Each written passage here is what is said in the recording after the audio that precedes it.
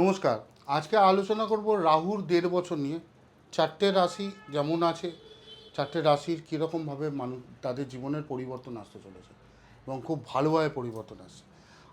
But আপনারা যারা দেখছেন তারা এই চ্যানেলটাকে সাবস্ক্রাইব করছেন না। একবার সাবস্ক্রাইব করে দিন, ব্যাস এইটুকু, আর বেল আইকনটা টিপে দিন। বাকি আমার ভিডিওগুলো আপনারা দেখতে থাকুন, পরিচিতের মধ্যে ছড়িয়ে দিন বা শেয়ার করে নিন। এই ২৬শে নভেম্বর ২০২৬ এই ডেটটা ঠিক দুর্গাপুজো কালী পুজোর পরে এই রাহু এখানে বর্তমানে রয়েছে, এখানে চলে আসবে, ঠিক মিডল বরাবর চলে আসবে। আর বৃহস্পতি বর্তমানে এখানে রয়েছে, এখান থেকে এখানে চলে আসবে। 3টে মেজর প্ল্যানেট নিয়ে চলে, একটা হলো রাহু, কেতু, বৃহস্পতি, আর একটা হলো শনি। এই নিয়ে আমাদের বড় প্ল্যানেট যারা চলে এখন এখানে রয়েছে। কে কে ভালো রেজাল্ট পাবে সেটার উপর ডিপেন্ড করছে। এই হলো ফার্স্ট কথা। প্রথম ভালো রেজাল্ট পাবে এখানে বৃষ রাশি, 1 নম্বর বৃষ রাশি। বৃষ রাশির সব থেকে বড়ো হলো 9th হাউসে পড়ে যাচ্ছে রাহু।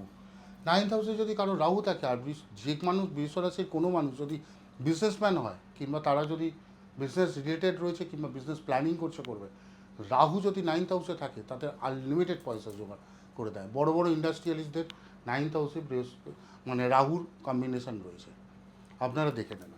দ্বিতীয় রাশিটা হলো আমাদের এখানে কুম্ভ রাশি।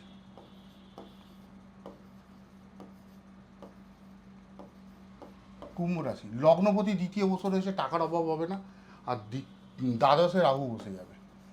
একটা প্রবলেম হবে, এটাতে পেটের গ্যাস, মানে পেটের হজমের প্রবলেম হবে, কিন্তু খরচা বাড়বে। কিন্তু তার সাথে সাথে ফরেন রিলেটেড যদি কোনো কাজকর্ম থাকে, ফরেনে ঘুরতে যাওয়ার থাকে, ফরেনে এডুকেশন নিয়ে থাকে, সমস্ত গেটওয়ে এখানে খুলে যাবে। ভিসা পাচ্ছেন না, ভিসা পেয়ে যাবেন, কিংবা সমস্ত কিছু এই কাজগুলো এখান থেকে এটা করিয়ে দেবে। থার্ড রাশি হলো এখান থেকে বৃশ্চিক রাশি।